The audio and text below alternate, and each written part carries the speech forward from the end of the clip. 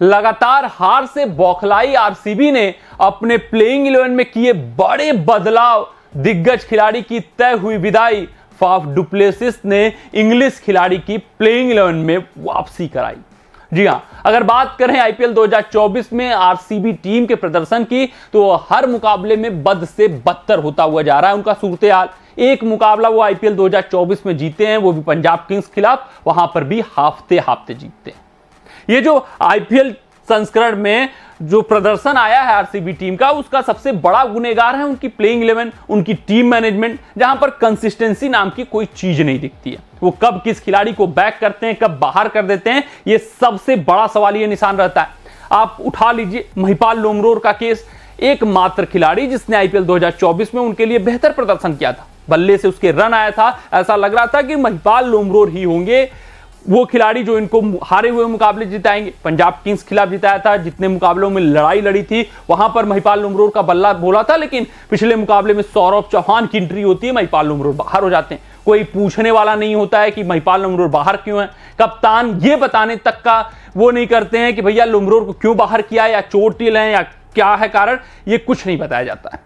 तो ऐसी चीजें जब टीम मैनेजमेंट में होने लगे, आपको पता ही न रहे कि आपका बेस्ट 11 क्या है, आपको सूझबूझ ही ना रहे किस खिलाड़ी को खिलाएं किस खिलाड़ी को ना खिलाएं, तो इसी तरीके का सूरत हाल आपकी टीम का रहता है जो आरसीबी टीम का है। और एमआई के खिलाफ चुनौती बड़ी है, अगर यहां पे हारे तो प्लेऑफ से बाहर हो जाएंगे, जिस कारण से अब डुप्लेसिस गलतियां नहीं कर सकते हैं। इनकंसिस्टेंस खिलाड़ी को बाहर बैठाना होगा, दाम नहीं बल्कि खिलाड़ी का काम देखना होगा, तभी जाकर चीजें सही हो सकती हैं और बड़े फैसले लेने होंगे।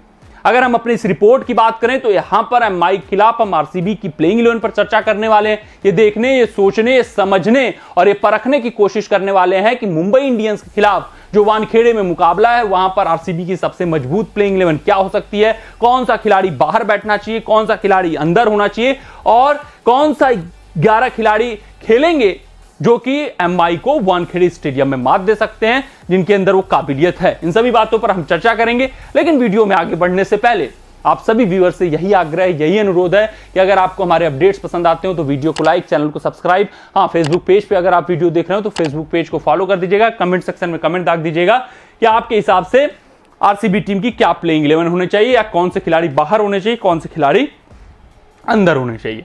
अब आ जाते हैं आरसीबी टीम के प्लेइंग 11 पर चर्चा कर लेते हैं, या यूं कहें प्लेइंग 12 पे कौन कौन से खिलाड़ी को इनको खिलाना चाहिए और कौन से खिलाड़ी अंदर होना चाहिए। सबसे पहले बात कर लेते हैं कौन सा बड़ा दिग्गज खिलाड़ी ये मुकाबला नहीं खेलता हुआ दिख सकता है, वो है गुरु कैमरून ग्रीन। बुरी तरीके से फ्लॉप रहे हैं, न गेंद से न बल्ले से प्रदर्शन दे पा रहे हैं, जिस कारण से इनका लगभग बाहर बैठना तय है। इनके ऊपर बहुत बड़ी बोली लगी थी, 17.5 करोड़ की ट्रेडिंग हुई थी। आप यूं कह सकते हैं मुंबई इंडियंस ने पल्ला झाड़ा था कैमरून ग्रीन को देकर कि ले जाओ भैया, बहुत उपयोगिता नहीं है। वानखेड़े स्टेडियम पर ये प्रदर्शन करेंगे, वो भी 1-2 मैचों में। इनके कारण टीम कॉम्बिनेशन गड़बड़ हो जा रहा है, कभी इनको नंबर 3 पर खिलाओ, कभी फिनिशर पे खिलाओ। वहीं बात करें आरसीबी टीम में तो इनका और भी बुरा हाल है। यहां पर तो दहाई पार करना मुश्किल हो जा रहा है, गेंदबाजी में प्रदर्शन नहीं हो पा रहा है, बोझ बन बैठे हैं आरसीबी टीम के ऊपर। अब दाम नहीं काम देखना होगा फाफ डुप्लेसिस को, जिस कारण से कैमरून ग्रीन को बाहर करना पड़ेगा। इनके जगह अगर हम खिलाड़ी की बात करें कौन एंट्री ले सकता है, विल जैक्स। इनके ऊपर चर्चा बहुत तेज हो रही है और विल जैक्स के खेलने की संभावना बहुत अधिक है। बतौर ओपनर बल्लेबाज खेलेंगे डुप्लेसिस के साथ, विराट कोहली नंबर 3 पर हो जाएंगे, वो समीकरण की हम चर्चा करेंगे।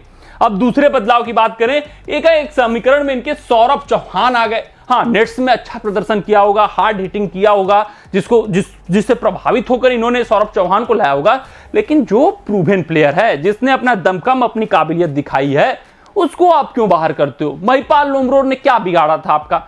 किसको गाली दे दी या किसका नुकसान कर दिया था इतना बड़ा कि जो इनफॉर्म बल्लेबाज था, जो एक बल्लेबाज को देखकर यह कहा जा सकता था कि नहीं लोमरोर आएगा तो 15 का रिक्वायर्ड रन रेट चेंज हो जाएगा, कोई दिक्कत नहीं है। आप उसी लोमरोर को बाहर कर देते हो, तो अब उस गलती को जल्द से जल्द सुधारिए, अन्यथा बहुत दूर हो जाएगा। फिर प्लेऑफ का जो उम्मीद है बिल्कुल ही बंद हो जाएगा और कुछ भी नहीं हो सकता आपका। तो लोमरोर की वापसी इनको करानी होगी, अन्यथा चीजें इनके लिए कठिन और दुश्वार होती जाएंगी। लोमरोर आ सकते हैं, सौरभ चौहान को बाहर का रास्ता दिखाया जा सकता है। वहीं गेंदबाजी विभाग की बात करें तो कर्ण शर्मा, फिर मयंक डागर, किसको खिलाएं किसको ना खिलाएं, ये अभी भी इनके लिए मुश्किल है, कठिन सवाल है।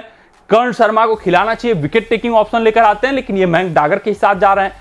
इनका पहले से ही ऑप्शन टेबल पर ही तय हो गया था समीकरण कि हम लेग स्पिनर को नहीं खिलाने वाले हैं, नहीं बैक करने वाले हैं। वानिडू हसरंगा को छोड़ा, चहल को उससे पहले छोड़ दिया और ये साफ तौर पे समीकरण था इनका कि लेग स्पिनर हमारे काम नहीं आने वाले।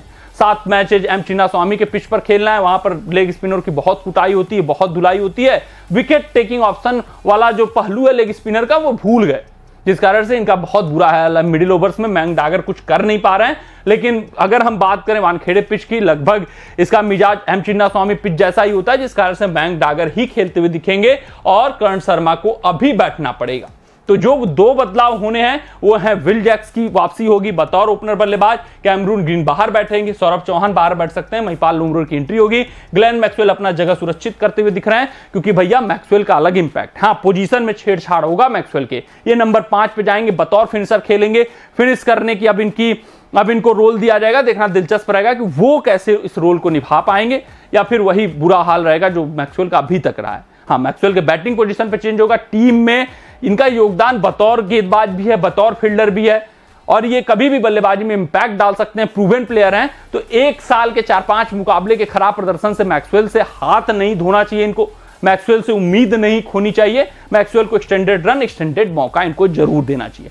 तो आइए आरसीबी की प्रॉपर प्लेइंग 11 देख लेते हैं बैटिंग ऑर्डर में। सबसे पहले अगर हम ओपनर बल्लेबाज की बात करें तो डुप्लेसिस ओपन करते हुए दिखेंगे, किसके साथ? विल जैक्स के साथ। फाफ डुप्लेसिस का बल्ला नहीं बोला है, लेकिन बतौर कप्तान उनसे बेहतर विकल्प आपको नहीं मिलने वाला है। नंबर 3 पे विराट कोहली खेलेंगे। गुरु, विराट कोहली को आप रोल दे दीजिए कि आप एंकरिंग की भूमिका निभाइए, 16 से 20 ओवर में हिट करिएगा, तो उनसे बेहतर खिलाड़ी आपको नहीं मिलेगा। नंबर 4 की बात करें तो वो होने वाले हैं रजत पाटीदार। आप एक्सटेंडेड रन दे रहे हो पाटीदार को तो दीजिए, कोई बुरा नहीं है। अगर आपको विश्वास है कि ये आगे जाकर हमारे लिए बड़े सितारे बन सकते हैं तो उनको खिलाइए। हालांकि सौरभ चौहान, अगर आपको लगता है कि नेट्स में अच्छे दिख रहे हैं तो सौरभ चौहान को आप पाटीदार की जगह मौका दे सकते हैं। नंबर 5 की बात करें तो मैक्सवेल होंगे। हाँ, फॉर्म इनका अच्छा नहीं है लेकिन गेंद से ही आपको योगदान देंगे ही देंगे, 3 से 4 ओवर निकालेंगे। उसके अलावा प्रूवन प्लेयर हैं ग्रुप। हाँ, बैटिंग पोजीशन आप थोड़ा सा छेड़छाड़ कर दीजिए, नंबर 5 पे इनको भेज सकते हैं। वहीं नंबर 6 की बात करें, अनुज रावत बतौर विकेट कीपर बल्लेबाज।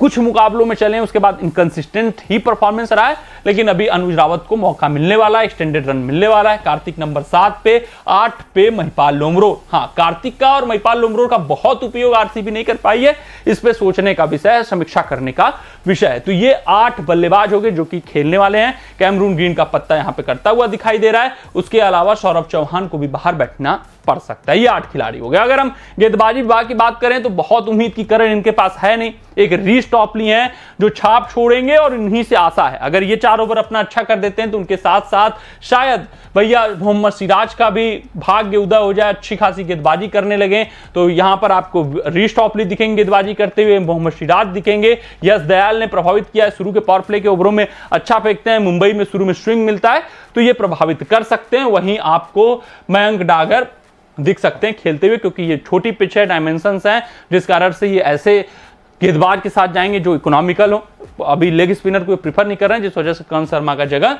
नहीं बन रहा है। तो ये 12 खिलाड़ी हैं जो कि खेलते हुए दिखेंगे। अगर हम बल्लेबाजी क्रम में ये देख लें, Faf du Plessis, Will Jacks open, Virat Kohli 3, Patidar 4, Maxwell 5, Rawat 6, Kartik 7, Mahipal Lomror 8, 9 पे मयंक, 10 पे रीस टॉपली, 11 पे सिराज, 12 पे दयाल। ये 12 लड़ाके हैं, ये सबसे मजबूत आपकी प्लेइंग 12 है। इसको खिलाइए, ये आपको मुकाबले जिता सकता है, ये एमआई को वानखेड़े में मात दे सकता है। विल जैक्स आपके लिए करामात कर सकते हैं, भाग्य खोल सकते हैं। ऐसा कुछ चेंजेस करिए। वहां पर आप लोमरोर से मत भरोसा उठाइए, वहां पर आप पाटीदार को खिला रहे हैं तो खिलाइए, मैक्सवेल को भी खिलाइए। वहीं पर ग्रीन को बाहर करिए, वो बोझ बन चुके हैं। और कार्तिक लोमरोर का ऐसा उपयोग करिए कि इनका बल्लेबाजी ज्यादा से ज्यादा आ सके। मिलते हैं आपसे अगले रिपोर्ट में, लेकिन कमेंट सेक्शन में कमेंट आपका आ जाना चाहिए कि ये 12 खिलाड़ी क्या जिता सकते हैं आरसीबी को एमआई के खिलाफ, या फिर से एक बार हार का सामना करना पड़ेगा। तब तक आप अपना ध्यान दें, सुरक्षित रहें, स्वस्थ रहें, मस्त रहें। जय हिंद, जय भारत। अगर ये वीडियो आपको पसंद आया हो तो इसे लाइक और शेयर करें और क्रिकेट से जुड़ी अन्य जानकारियों के लिए हमारे चैनल को सब्सक्राइब करना ना भूलें।